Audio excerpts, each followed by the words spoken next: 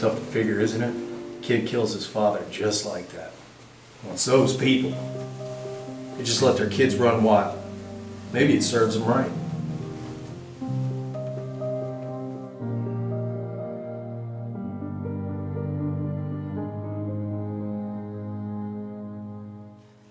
This better be fast.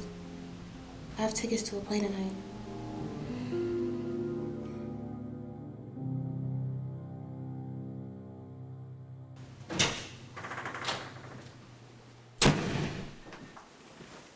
All right, let's all take our seats.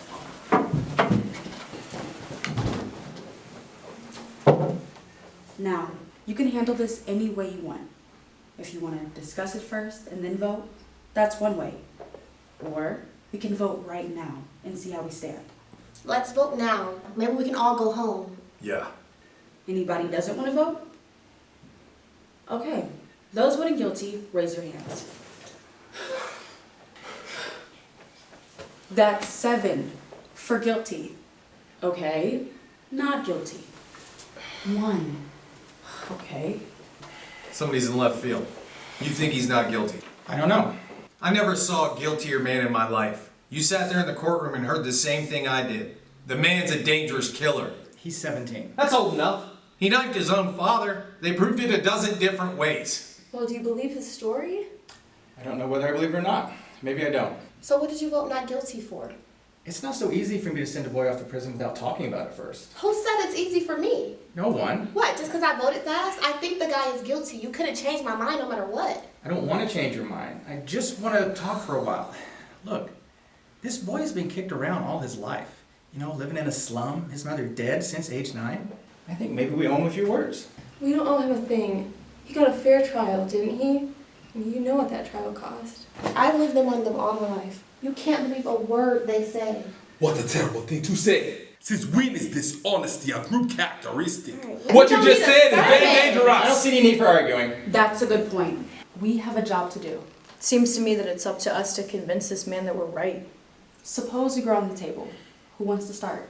Oh, well, I just think he's guilty. I mean, nobody proved otherwise. Nobody has to prove otherwise. The burden of proof is on the prosecution. The defendant doesn't have to open his mouth. What I mean, well, I think he's guilty. Okay, let's get to the facts. Let's take the old man who lived on the 2nd floor under the room where the murder took place. At 12:10, he heard loud noises in the upstairs apartment. He said it sounded like a fight. Then he heard the kid say to his father, "I'm going to kill you." A second later, he heard a body falling. He ran to the door of his apartment and looked out. He saw the kid run down the stairs and out of his house. Then he called the police. They found the father with a knife in his chest.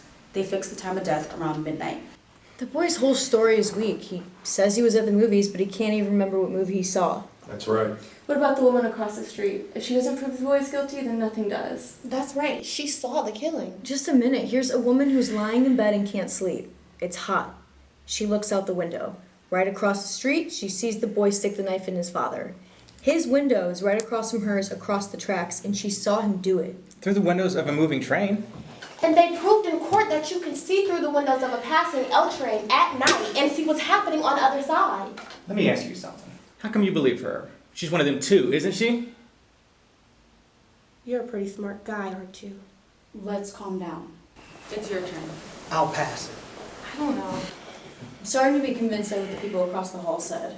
Didn't they say something about an argument between the boy and his father around 7 that night? I think it was 8, not 7.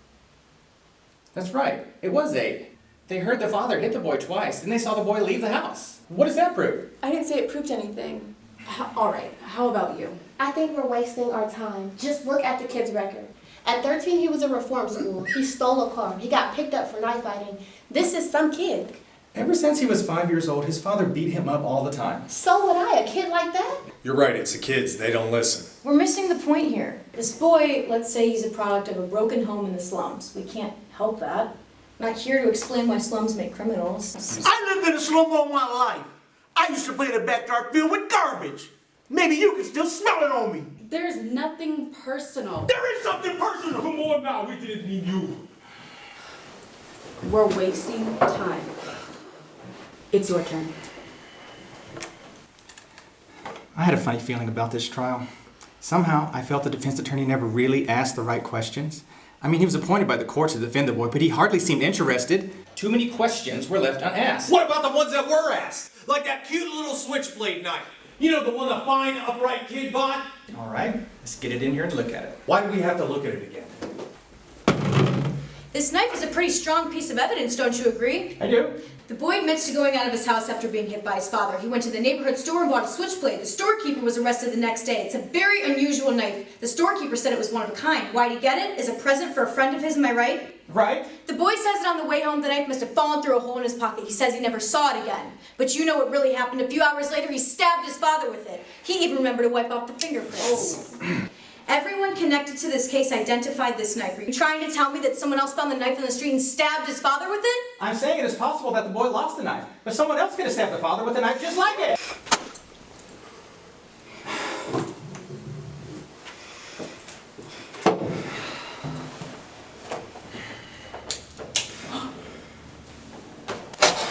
What are you trying to do? Let's be quiet. Where did you get it? I got it last night at a little shop around the corner from the boy's house. You proved nothing. Maybe there are 10 different knives like that. So what? The boy lied. He may have lied. Do you think he lied? Sure he lied. Do you? He lied. Do you think he lied? I don't know. Wait a second, what are you, the guy's lawyer? There are 7 of us who think he's guilty. You're alone. If you hang this jury, he'll be tried again and found guilty. You're probably right. So what are you gonna do about it? We could be here all night. It's only one night. A man might die.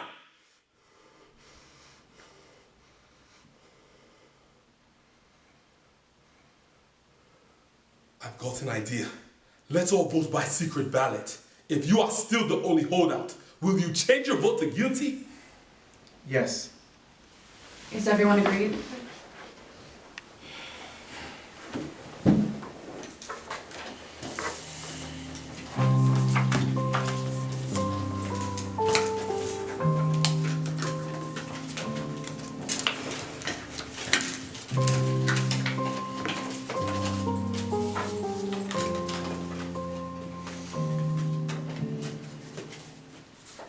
Guilty, guilty, guilty, guilty, guilty, guilty, not guilty, guilty. Who was it? It was a secret ballot.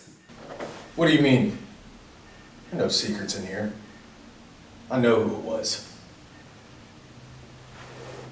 You come in here and you vote guilty. Then the slick preacher starts to tear your heart out of stories of a kid from the slums. So you changed your vote. Now wait a minute. Please, I would like to say something here. I always thought a person could have unpopular opinions in this country. This is the reason why I came here. I wanted to have the right to disagree. In my own country, I'm ashamed to What say— do we have to listen to now? The whole history of your country? Yeah, let's stick to the subject. Why did you change your vote? He didn't change his vote. I did. This juror chose to stand alone against us. It takes a lot of courage to stand alone, even if you believe in something strongly. He left the verdict up to us. He gambled for support, and I gave it to him. I want to hear more. If that kid didn't kill him, who did? We're supposed to decide whether the boy on trial is guilty. We're not concerned with anyone else. Guilty beyond a reasonable doubt. This is an important thing to remember. Suppose you explain what your reasonable doubts are. This isn't easy. So far, it's only a feeling I have. A feeling? What about the facts? Right. The old man heard the boy yell, "I'm gonna kill you." A second later, he heard the father's body falling. 15 seconds after that, he saw the boy running from the house. And let's not forget about the woman across the street. She said that she saw the murder committed. Now, if that's not enough. It's not enough for me.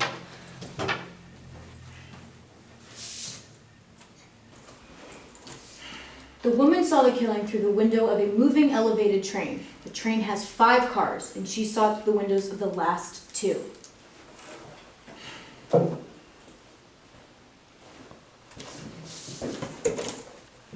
Take a look. How long does it take an elevated train going at top speed to pass a given point? About 10 or 12 seconds, maybe. I say this is a fair guess. Anyone else? About 10 seconds. About 10 seconds. An L train passes a given point in 10 seconds. When your window is open and the train goes by, the noise is awful. You can't hear yourself think. Right! So what? The old man heard the boy say, "I'm going to kill you." And 1 second later, he heard the body fall. 1 second. The woman across the street looked through the last 2 cars of the L train and saw the body fall. The last 2 cars. What are you getting at? The L takes about 10 seconds to pass a given point, or 2 seconds per car. The L had been going by the old man's window for at least 6 seconds before the body fell, according to the woman. The old man would have had to hear the boy say, "I'm going to kill you," while the front of the L was roaring past his nose. He could not have heard it. I don't think you could have heard it. Maybe he didn't hear it. I mean, with the young boys. Why would the old man lie? What's he got to gain? Attention, maybe? I looked at him for a long time. This was a very old man with a torn jacket. He carried 2 canes. This is a quiet, unimportant man. He has been nothing all his life. Nobody knows him after 75 years. It's a very sad thing. A man like that needs attention. He wants to be quoted just once. And you're trying to say he lied just so he could be important? He didn't lie, but maybe he made himself believe he heard those things and saw the boy running away. How can you make up a story like that? I speak from experience. Is there anything else? Yes. I think we proved the old man couldn't hear the boy shout. But suppose he did hear it. How many times has each of you said, "I'll kill you"? We say it every day. The boy's too bright to shout this so the whole neighborhood could hear it. Right? The kid's a dumb slob. He don't even speak good English. He does not even speak good English.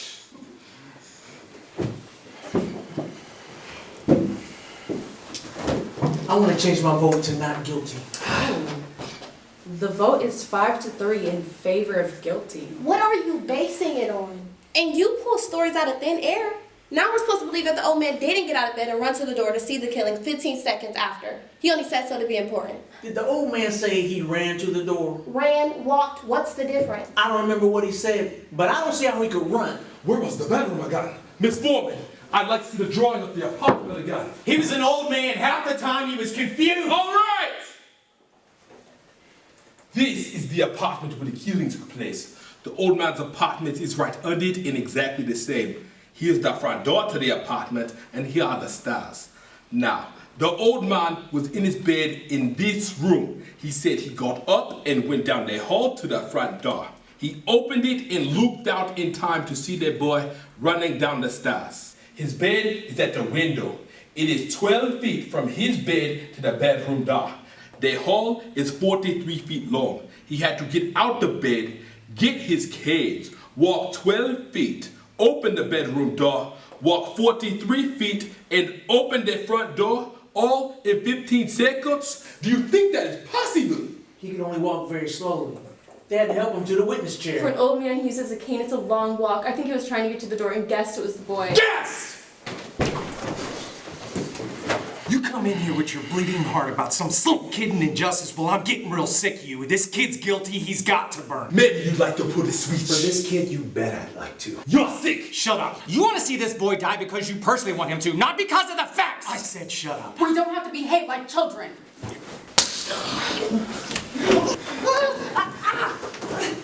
We are to decide on the innocence or guilt of a man we do not know. We have nothing to gain or lose. This is the one reason we are strong. We can't make it some personal thing.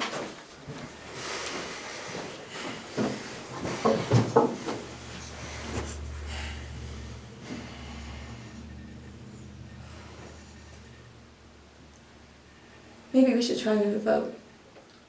Let's call out our votes. I want to see who stands where. All right, I vote guilty. Guilty. Not guilty. Not guilty. Not guilty. Guilty. Not guilty. Guilty. The crime is being committed right in this room. The vote is 4-4. That's it. I'm ready to declare a hung jury. Me too. Let the kid take his chances with another jury. You still don't think there's room for reasonable doubt? No, I don't. Maybe you don't understand the term reasonable doubt. You come running here for your life from your country. Now you're gonna tell us how to run this one? Wait a second. No one's asking where you came from. I was born right here. And no one's asking where your father came from. Maybe it wouldn't hurt us to take a few tips from people who come running here. Maybe they learned something we don't know. Let's stop arguing. Who's got something constructive to say? Well, something has been bothering me a little. This whole business about the stab wound and how it was made. The downward angle of it, you know? They went over that in court. But I don't go along with it. The boy is 5'8" inches tall. His father was 6'2". That's a difference of 6 inches. And it's very hard to stab him into the chest of someone who's taller than you are. Wait a minute. Switchblades came with the neighborhood that I lived in. And anyone who's ever used a knife would never stab downward. You used it underhand. Then he wouldn't have made the kind of wound that killed his father. No. Not if he's had any experience with switchblades. I don't believe it. Neither do I. What do you think? I don't know. I'm sick of this whole thing. Let's break it up and go home. I'm changing my vote to not guilty. You're what? I've had enough. That's no answer! I agree! What kind of person are you? You voted guilty because there's a theater ticket burning a hole in your pocket. Now you have changed your vote for the same reason? I don't think you have the right to play with a man's life like this. This is an ugly thing to do! You cannot talk like that to me. If you want to vote not guilty, then do it because you are convinced the man is not guilty. If you believe he is guilty, then vote that way. Is it guilty or not guilty?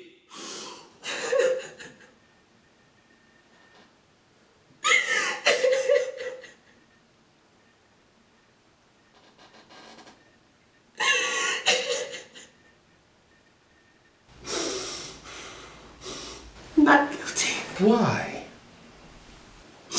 I don't think he's guilty.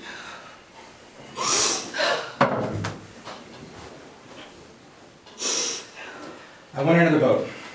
I guess the quickest way is a show of hands. Anybody object? All those in favor of voting not guilty, raise your hands. 6. Guilty? 2. The vote is 6-2 in favor of not guilty. I still believe the boy is guilty of murder. To me, the most important evidence was given by the woman across the street. She said that she saw the murder committed. Let's go over her statement.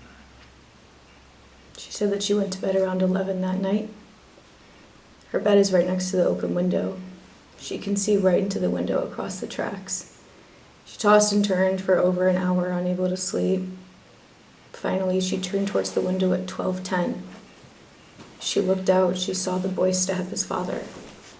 That's the whole case. Pardon me, can you see the clock without your glasses? Not clearly. Why? Look, this may be dumb. What do you do when you wake up at night and you want to know what time it is? I put on my glasses and look at the clock. You don't wear them to bed? No one wears glasses to bed. The woman who said she saw the murder wears glasses. She wouldn't have worn them to bed now, would she? Did she wear glasses? She did. I remember this very clearly. They looked quite strong. That's right. She never took them off.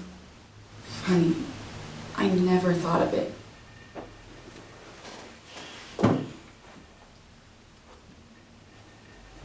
She wasn't wearing them in bed.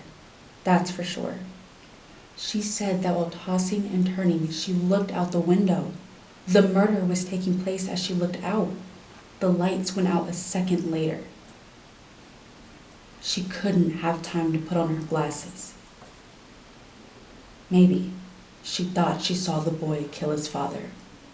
I say she only saw a blur. How do you know what she saw?